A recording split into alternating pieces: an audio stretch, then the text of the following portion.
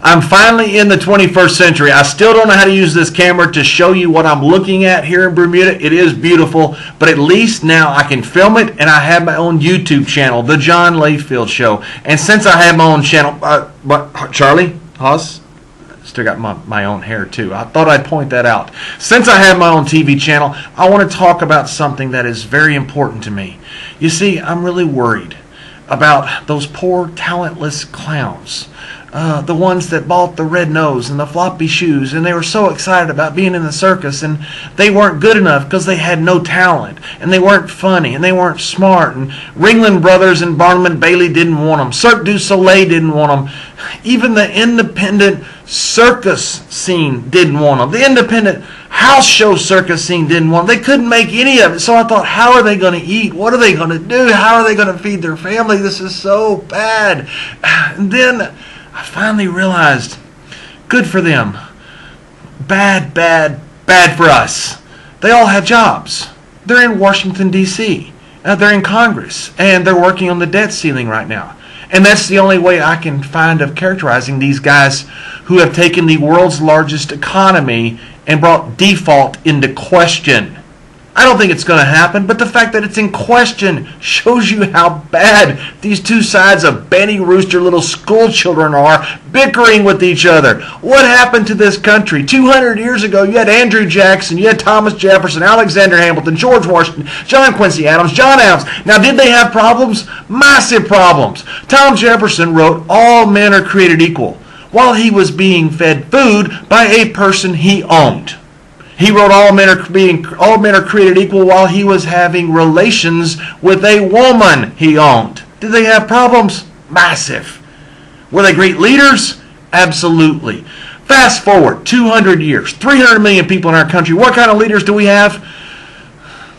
Obama and Bachmann.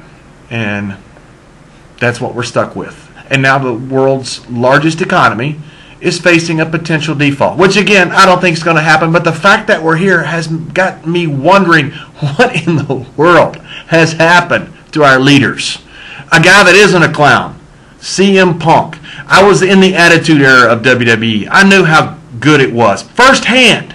I saw the blurring of reality and fiction, and CM Punk, John Cena, and WWE have done a magnificent job of creating interest that you haven't seen in wrestling, sports entertainment, whatever you want to call it, in years. Congratulations to those guys for doing just a wonderful job. I worked with CM Punk when he first got the title. Worked with John Cena when he first got the title.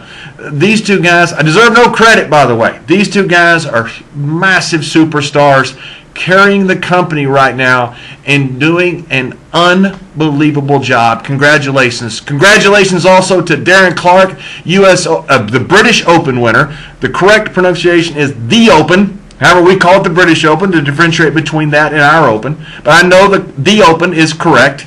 Darren Clark, another North Irishman. I don't know what is in the Guinness up in Northern Ireland, but the 3 of the last 6 major winners have been from that country. So it made me do some little thinking. Here in Bermuda, ginger beer, I think this is the national beer. It's got to be something like North Island. It's all British. Then I realized it's not even beer, it's root beer. So they add rum and make the dark and stormy the national drink. And that kind of explains why we at Bermuda don't have anybody in the Open at all, because too many dark and stormies. And when I hear about all these clowns in DC, I need a dark and stormy.